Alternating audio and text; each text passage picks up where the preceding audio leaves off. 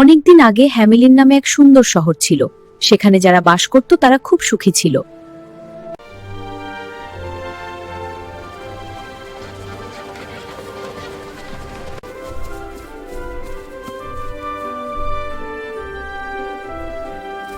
তাদের সুখ বেশি দিন রইল না।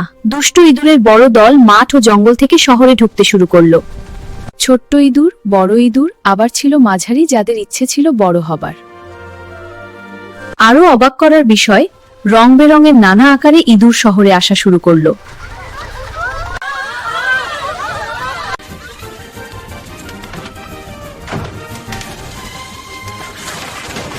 শহরের মধ্যে ইঁদুরগুলো যা দেখছিল, সব খাবার খেয়ে সাবার করছিল।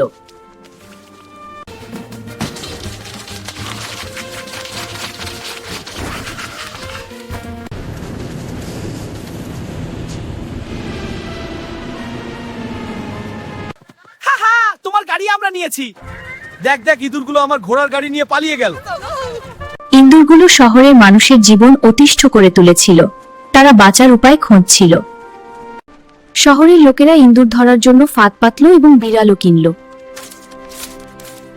ইঁদুরগুলো এত চালাক ছিল, তারা ফাঁদে থাকা খাবার খেয়ে নিল এবং বিড়ালদেরকেও তাড়িয়ে দিল। সব লোকজন শহরের মেয়ের কাছে গেল।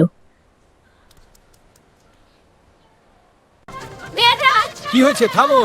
ইঁদুর, রাস্তায় ইঁদুর, ভয় পেও না, আমি আছি। ওরা এদিক ওদিক দৌড়াচ্ছে। ইঁদুরগুলো অত্যাচারী লোকজন শহরের মেয়ের কাছে বিচার দিল।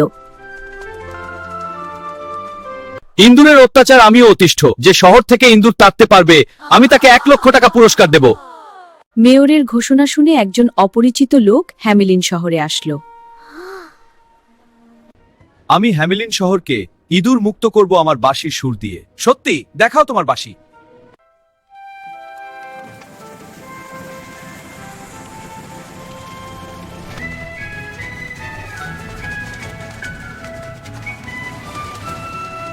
মেয়রের কাছে বাঁশিওয়ালা পুরস্কার চাইল, মেয়র মহোদয়, আমার পুরস্কার দিন। কিন্তু মেয়র পুরস্কার অস্বীকার করে। পুরস্কার? না, তুমি কিছুই পাবে না। কিন্তু মেয়র, আমি শহরটিকে... তুমি আমাদের বাঁচিয়েছো। বাঁশিওয়ালা শহরের মানুষকে উচিত শিক্ষা দিল। হ্যামিলিন সারা জীবনের জন্য শিশু শূন্য হয়ে গেল। বাঁশিওয়ালা ও বাচ্চাদের খুঁজে পাওয়া যায়নি। এটি ছিল শাস্তি।